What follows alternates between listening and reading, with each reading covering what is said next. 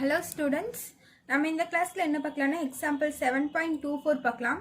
So unit 7ல example 7.24 புக்கில் page number 291ல இருக்கு. புக்கில் பேஜ் நம்பர் 291. சார் எல்லாம் எடுத்துட்டிங்களா? கொஸ்டின் புக்கில் ரெஃபர் பண்ணிக்கோங்க. பேஜ் நம்பர் 221ல இருக்கு. எக்ஸாம்பிள் 7.24. சரி, நான் கொஸ்டின் ரீட் பண்ணுறேன். A toy is in the shape of a cylinder surrounded by a hemisphere. The height of the toy is 25 cm. Find the total surface area of the toy if its common diameter is 12 cm. So இப்போ இது என்ன தந்திருக்காங்கன்னா, ஒரு டாய் இருக்கான். என்ன சொல்லியிருக்காங்க, இந்த toy is இந்த shape of a cylinder. So cylinder ஷேப்பில் இருக்கான்.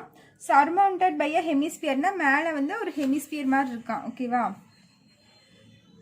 ஸோ இதே என்னோட சிலிண்டர்னு வச்சுக்கோங்களேன். ஸோ சிலிண்டர் இப்படி தானே இருக்கும், சர்மவுண்டட் பை அ ஹெமிஸ்பியர். ஸோ ஒரு ஹெமிஸ்பியர் இப்படி இருக்காமா? ஓகேவா? ஸோ நெக்ஸ்ட் அவங்க என்ன தந்திருக்காங்க, the height of the toy is 25 cm. ஓகேவா? ஸோ ஹைட்டு வந்து 25 cm தந்திருக்காங்க. ஸோ ஹைட்னா எனக்கு என்னென்னா இது ஃபுல்லாக எனக்கு 25 cm. தென் என்ன தந்திருக்காங்கன்னு பாருங்கள். Find the total surface area of the toy if its common diameter is 12 cm அப்படின்னு தந்திருக்காங்க. ஸோ காமன் டயாமீட்டர்னா இங்கே இருக்குல்ல. ஸோ இதுதான் டயாமீட்டர் வந்து எனக்கு 12னா ரேடியஸ் என்னவா இருக்கும், 6. ஸோ டயாமீட்டரில் பாதி தான் எனக்கு ரேடியஸ். அப்போ ரேடியஸ் எனக்கு என்ன, 6 cm. இங்கேயும் எனக்கு 6 தான் வரும். ஓகேவா? ஸோ ரேடியஸ் 6ன்னு தெரிஞ்சிருச்சா? ஸோ எனக்கு இந்த ஹெமிஸ்பியர் பார்த்தீங்கன்னா, இங்கே டயக்ராம் போடுறேன் பாருங்கள். என்னோடய ஹெமிஸ்பியர் நார்மலாக இப்படி தானே இருக்கும்.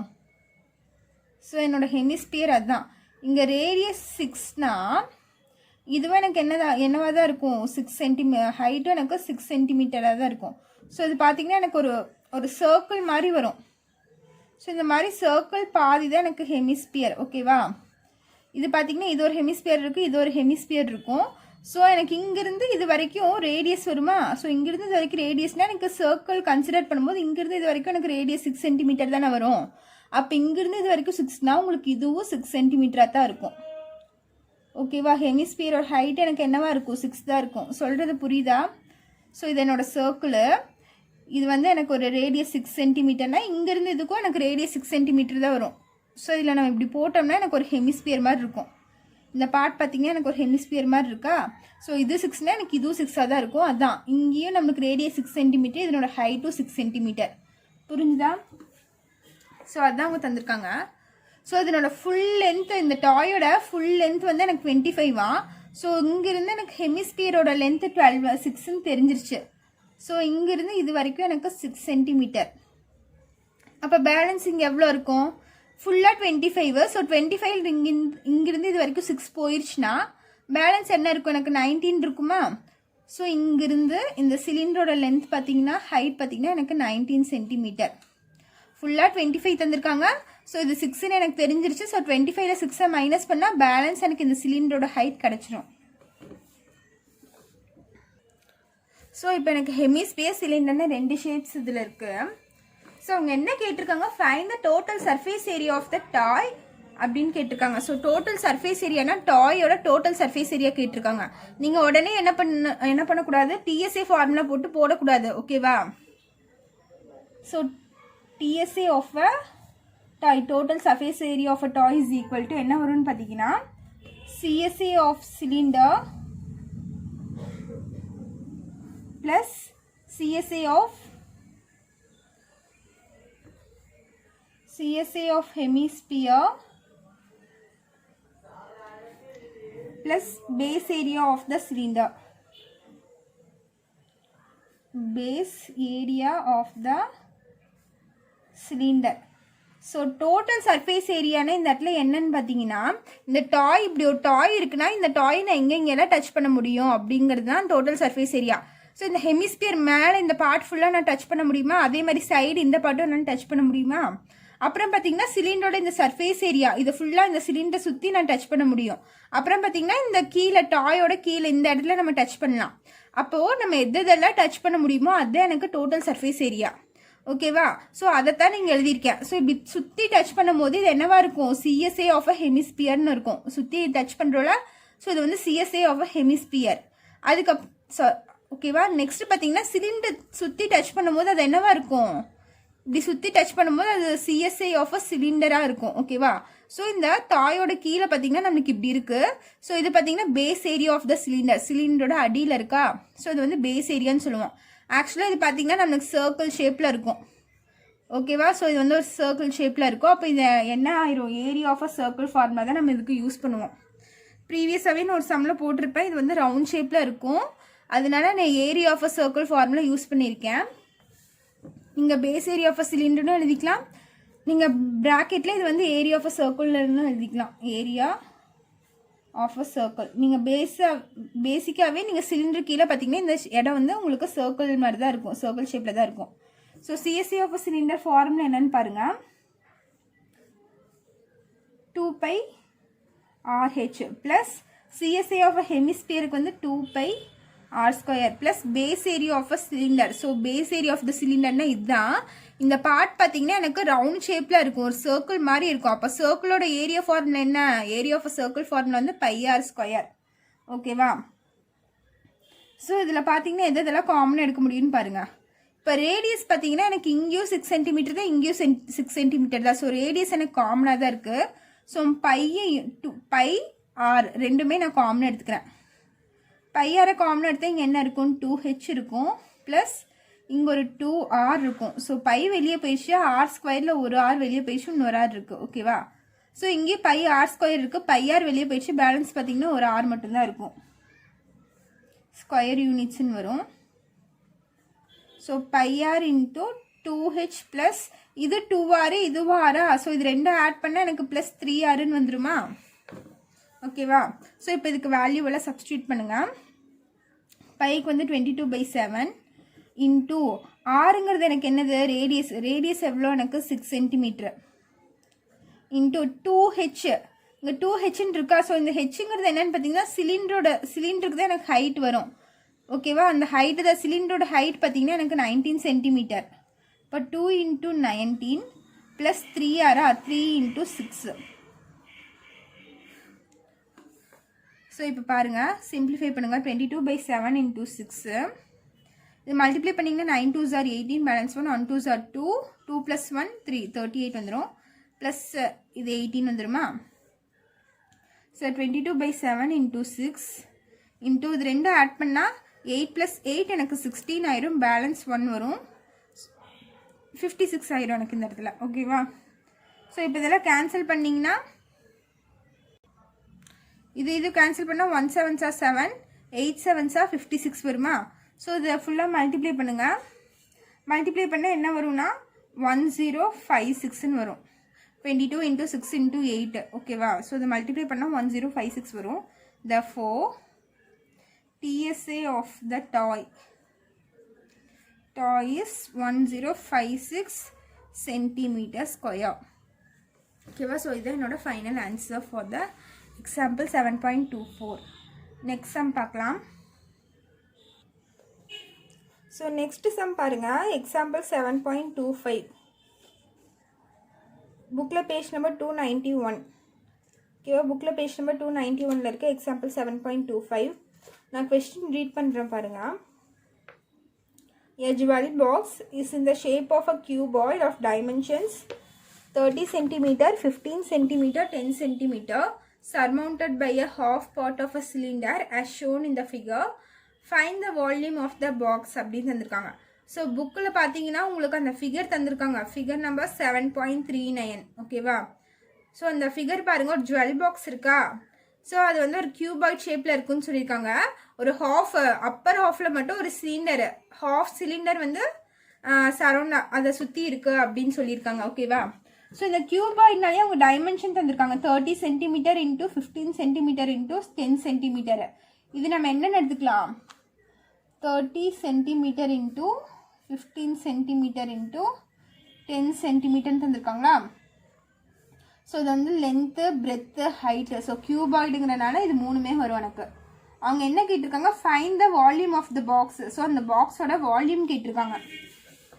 புரிஞ்சுதா? ஸோ வால்யூம் கண்டுபிடிக்கணும். ஸோ ஃபார்முலா பாருங்கள். Volume of the box is equal to volume of the cuboid plus 1/2 volume of cylinder. So இங்கே 1/2 ஏன் போடுறேன்னா, இது வந்து ஹாஃப் சிலிண்டர் தான், நம்மளுக்கு ஃபுல்லாலாம் இல்லை. நீங்கள் அந்த ஃபிகரில் பார்த்தீங்கனாலே உங்களுக்கு தெரியும். ஸோ இது வந்து என்னோட கியூபாய்டு. ஸோ இது வந்து என்னோட கியூபாய்டு. இங்கேருந்து இந்த ஷேப் இருக்கா. ஸோ இது வந்து கியூபாய்டு ஷேப்பில் இருக்குது. இப்போ மேலே பார்த்தீங்கன்னா இது மட்டும் எனக்கு பார்த்தா ஒரு சிலிண்டர் ஷேப்பில் இருக்குது. ஆனால் இது ஃபுல் சிலிண்டர் இல்லை, ஹாஃப் சிலிண்டர் தான். ஸோ அதனால தான் நான் ஃபார்முலாவில் half into வால்யூம் ஆஃப் சிலிண்டர்னு போடுறேன். ஓகேவா? புரிஞ்சுதா? இந்த இடத்துல நம்மளுக்கு ரேடியஸ் பார்த்தீங்கன்னா ஃபுல் சிலிண்டராக இருந்தால் இந்த இடத்துல எனக்கு இந்த மாதிரி ஒரு ரவுண்ட் ஷேப்பில் வருமா? ஓகேவா? அப்படி வந்துச்சுன்னா இதுலேருந்து பாதி தான் எனக்கு ரேடியஸாக இருக்கும். ஆனால் இவங்க கீழே பார்த்தீங்கன்னா இந்த ஃபுல்லாக எனக்கு என்ன தந்திருக்காங்க, 15 சென்டிமீட்டர் தந்திருக்காங்க. அப்போ ரேடியஸ்னால் இதுலேருந்து பாதி தான் ரேடியஸு.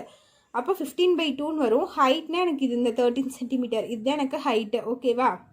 புரிஞ்சுதா? ஸோ இந்த வேல்யூஸை நான் சப்ஸ்டியூட் பண்ண போகிறேன்.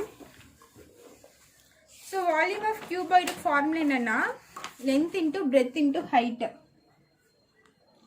So length into breadth into இது ஹைட்டை வந்து h1ன்னு வச்சுக்கிறேன். வால்யூம் ஆஃப் சிலிண்டருக்கு எனக்கு ஹைட் வருமா? ஸோ இது வந்து h1 plus 1/2 volume of cylinder formula என்னென்னா πr² h2 πr² h2 cubic units. ஓகேவா? ஸோ இந்த டைமென்ஷன் பார்த்தீங்கன்னா அவங்க புக்லேயே தந்திருக்காங்க 30 × 15 × 10. இது அப்படியே எடுத்து இங்கே சப்ஸ்டியூட் பண்ணிடுங்க. 30 × 15 × 10. ஓகேவா? ப்ளஸ் 1/2 பையோட வேல்யூ 22/7 இன்ட்டு r² என்ன சொல்லியிருக்கேன், 15ன்னு சொல்லியிருக்கேன்னா 15/2. அது ஃபுல்லாக டயமீட்டர் தந்திருக்காங்க. ஸோ நான் ரேடியஸாக போடுறதுக்கு 15/2 போட்டுக்கிறேன். இன்ட்டு 15/2. ஹைட்டு பார்த்தீங்கன்னா உங்களுக்கு கீழே அந்த இது வருதா? ஸோ அதுதான் உங்களோட ஹைட். அது வந்து 30 சென்டிமீட்டர் எனக்கு. ஓகேவா?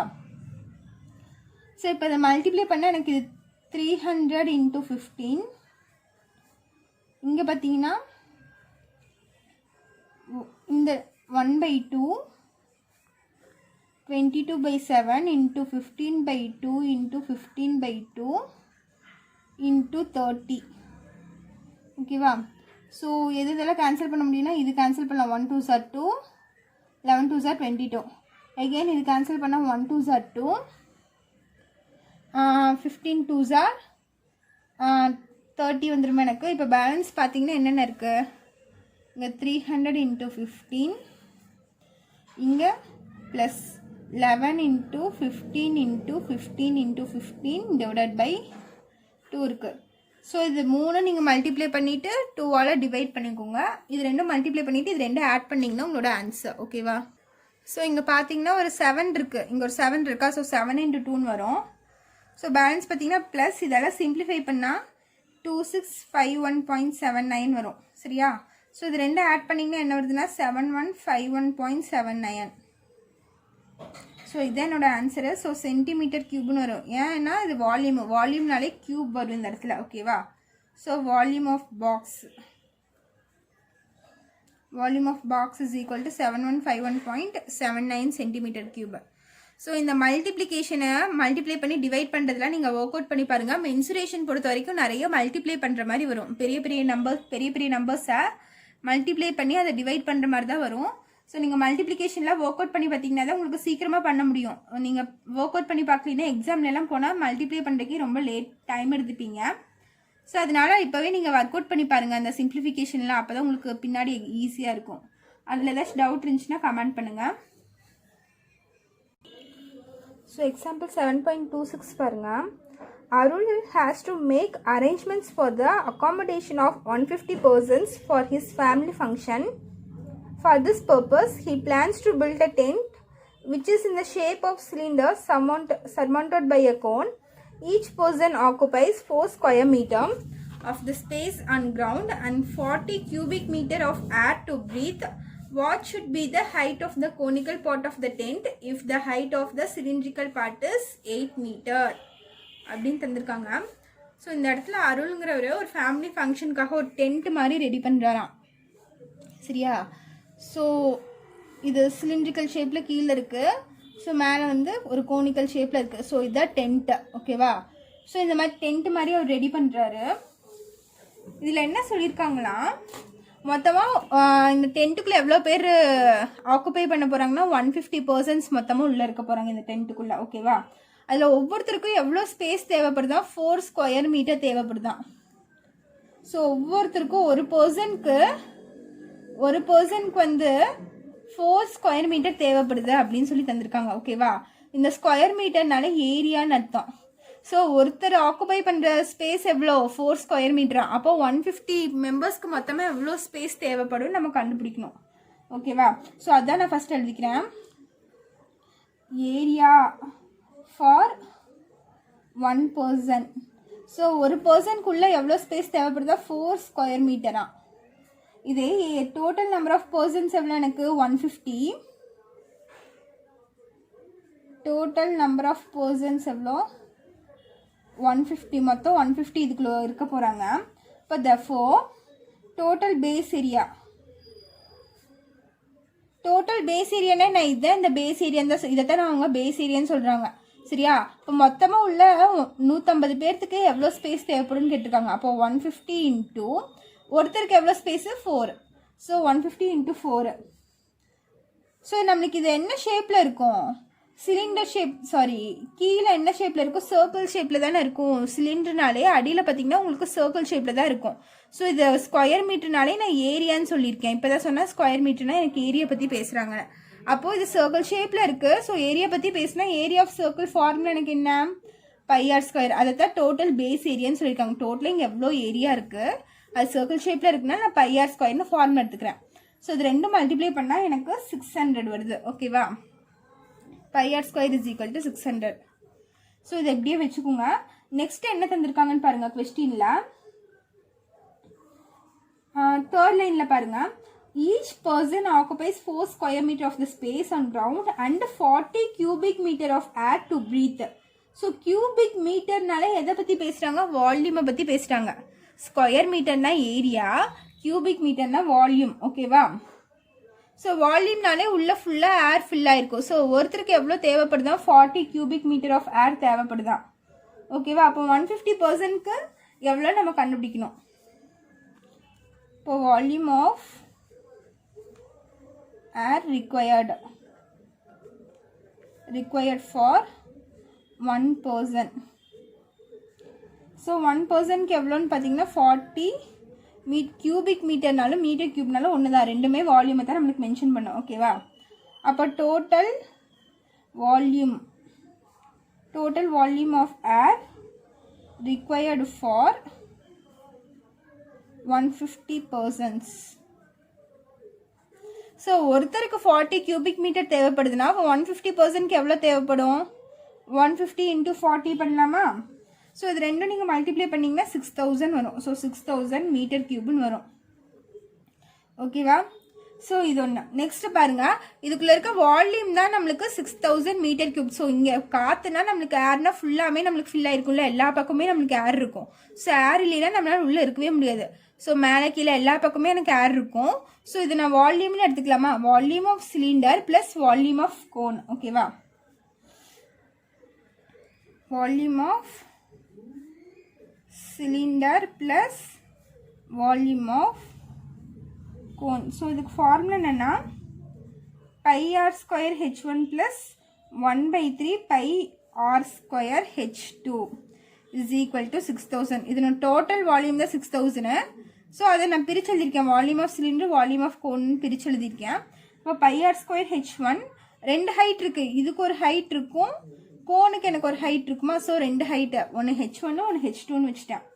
ஸோ ஒரு πr² பார்த்தீங்கன்னா ரெண்டுக்குமே எனக்கு πr² காமனாக இருக்குது. ஸோ πr² வெளியே எடுத்துட்டேன். இங்கே h1 ப்ளஸ் 1/3 இதை h2ன்னு வச்சுக்கிறேன். h2 = 6000. ஓகேவா? ஸோ இந்த இடத்துல பாருங்கள் ஒன்று தந்திருக்காங்க லாஸ்ட்டில் பாருங்கள், லாஸ்ட் லைனில் what should be the height of the conical part. So conical பார்ட்டோட ஹைட்டு தான் நான் கண்டுபிடிக்க போகிறேன். ஸோ இதை தான் நான் ஃபைன் பண்ணணும். conical part of the tent if the height of the cylinder part is 8 meter. So இதனோட ஹைட் கண்டுபிடிக்கணும். இந்த சிலிண்டர் பார்ட்டோட ஹைட் என்னவா 8 மீட்டர் நாங்கள் கொஸ்டின்லேயே தந்துட்டாங்க. ஓகேவா? அப்போ சிலிண்டரோட ஃபார்முலா என்னன்னு பார்த்தீங்கன்னா இதுதான் சிலிண்டரோட ஃபார்முலா. ஸோ இதை வந்து H1ன்னு வச்சுருக்கோமா? அப்போ H1 என்னது எனக்கு 8 + 1/3 H2 is equal to 6000. இப்போ πr² பாருங்கள், நம்ம ஆல்ரெடி πr²க்கு வேல்யூ கண்டுபிடிச்சி வச்சுருக்கோம். ஸோ இந்த πr² பதில் இந்த வேல்யூ தூக்கி அப்படியே இங்கே சப்ஸ்டியூட் பண்ண போகிறேன். அப்போ 600 × 8 + 1/3 H2 is equal to 6000 வந்துருமா? So 8 + 1/3 H2 is equal to 6000 by இங்கே மல்டிப்ளிகேஷனில் இருக்க 600 இந்த சைடு வந்துச்சுன்னா எனக்கு டிவிஷனில் வந்துடும். ஸோ இங்கே 2 0 இங்கே 2 0 கேன்சல் ஆயிருமா? கேன்சல் ஆயிடுச்சுன்னா எனக்கு என்ன இருக்கும்? 8 + 1/3 H2 is equal to 16 இருக்கும். ஸோ இங்கே 2 0 இங்கே 2 0 கேன்சல் ஆகி பேலன்ஸ் பார்த்தீங்கன்னா நியூமரேட்டரில் எனக்கு 60 மட்டும்தான் இருக்கும். So 1/3 H2 is equal to 60. இங்கே +8 இந்த சைடு வந்துச்சுன்னா -8 ஆயிரும் எனக்கு. So 1/3 H2 is equal to 60ல் 8 போயிடுச்சுன்னா எனக்கு 52 வருமா? ஓகேவா? இல்லை நம்ம இது கேன்சல் பண்ணிக்கலாம்ல. ஸோ இதுவும் கேன்சல் பண்ணிங்கன்னா உங்களுக்கு 1 டைம்ஸ் வரும், இது 10 டைம்ஸ் வரும். 1 6 are 6, 10 6 are 60 வரும். அப்போ பார்த்தீங்கன்னா இந்த இடத்துல நம்மளுக்கு 10 தான் வரும். அப்போ 10 - 8ன்னு வரும். இந்த இடத்துல பார்த்தீங்கன்னா எனக்கு 2 தான் வரும். ஸோ 10ல் 8 வச்சுட்டு எனக்கு 2 தான் வரும். 2 வந்துருச்சா? அப்போ H2 is equal to 2 இங்கே அப்படியே தான் இருக்கும். இங்கே இருக்க 1/3 எனக்கு இந்த சைடு போச்சுன்னா ரெசிப்ரோக்கலாக மாறும், 3/1ன்னு வந்துடும். அப்போ H2 is equal to 2 3s are 6 வந்துடும். So 6 metre. ஓகேவா? H2ங்கிறது என்ன? Height of the cone. ஓகேவா? So height of the conical tent. So அவங்க கோனிக்கல் டென்ட்டோட ஹைட்டு தான் கண்டுபிடிக்க சொல்லியிருக்காங்க. ஸோ அதனோட ஹைட் H2ன்னு வச்சுருக்கேன். வேல்யூ என்ன கிடச்சிருக்கு? 6 மீட்டர்னு கிடச்சிருக்கு. ஸோ இது என்னோட final answer for this sum. So இந்த சம்ஸில் ஏதாச்சும் டவுட் இருந்துச்சுன்னா கமெண்ட் பண்ணுங்கள். எக்ஸாம்பிள் 7.27 அண்ட் எக்ஸாம்பிள் 7.28 இது ரெண்டும் உங்களுக்கு ஹோம்ஒர்க்கு. சரியா? நீங்கள் அதை ஒர்க் அவுட் பண்ணி பாருங்கள். அந்த 2 ஹோம்ஒர்க் சம்ஸில் ஏதாச்சும் டவுட் இருந்துச்சுன்னா கமெண்ட் பண்ணுங்கள். அது நம்ம கிளாஸில் எடுக்கலாம். ஓகேவா? ஸோ நம்ம எடுத்த சம்ஸ்லேயே ஏதாச்சும் டவுட் இருந்துச்சுன்னா கமெண்ட் பண்ணுங்கள். அதை எகெயின் இன்னொரு தடவை பார்க்கலாம். தேங்க்யூ.